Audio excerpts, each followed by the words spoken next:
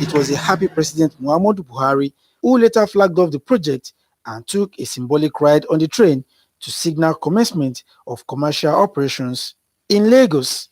Adeniyi Taiwo, NTA News. The federal government has declared Monday, 14th June 2021 as public holiday to mark this year's Democracy Day celebration. The Minister of Interior, Rahuf Aregbesola, in a statement on behalf of the federal government, congratulated Nigerians and solicited support for the present administration in its efforts at ensuring a united and prosperous nation.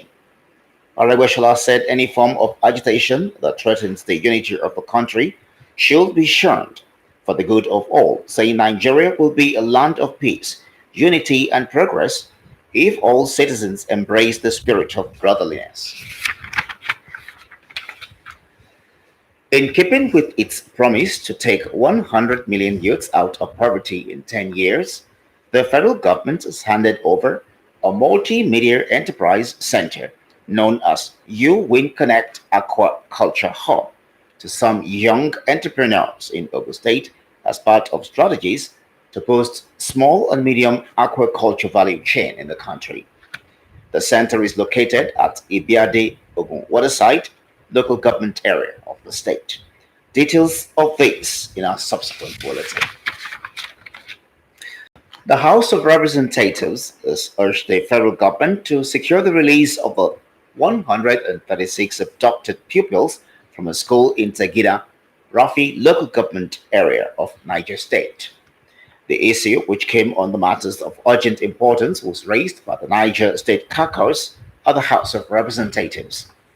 The lawmakers suggested the deployment of drones and helicopters to identify criminals' hideouts, in addition to deploying a mechanism that will ensure synergy amongst security agencies, especially on intelligence sharing for timely response to security breaches. The House urged the Inspector General of Police and other security agencies to comprehensively reject the security architecture in Niger State in view of the frequent attacks by bandits. Plenary also adopted the resolution on the need to investigate recent attacks in parts of Benue State, which left scores dead and property destroyed, as moved by Representative Good Day Samuel. Information and Culture Minister Lai Mohammed has assured that the federal government will leave no stone unturned to ensure that submissions made at a special town hall meeting on protecting national infrastructure are implemented. The minister gave the assurance at a special town hall meeting on protecting national infrastructures held in Abuja. Anthony Forson reports. It is by far more serious than I thought. The Information and Culture Minister, Lai Mohammed, wrapping the town hall meeting with a heavy heart on how bad the situation is. Damage with just one bridge alone in Kano will cost over 1.8 billion to repair. The sheer number of damages done to rail tracks in the northwest, northeast, and north central in particular, and the eastern part is simply shocking. In the FCT alone, we've been told that over 25,000 manholes and other infrastructure tools have been removed and have to be replaced. The funds that will be used to replace these covers and the other things, I'm told is about 2.6 billion, if I heard the Honorable Minister very well. This is money that could have been used for other services. To this end, he concluded this way. The concerned ministry should work with the National Assembly to come up with a strong legislation that will prescribe very steep punishment for offenders.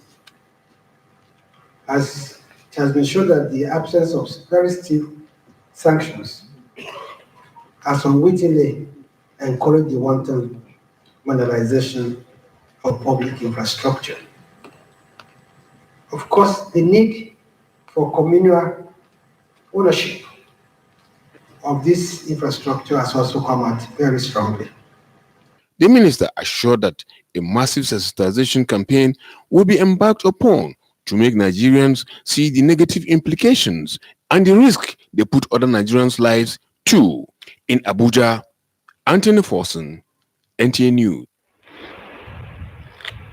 A proactive and systematic approach is required to overcome problems of insecurity, poverty, and corruption, which are the major drawbacks to the unity and growth of the country.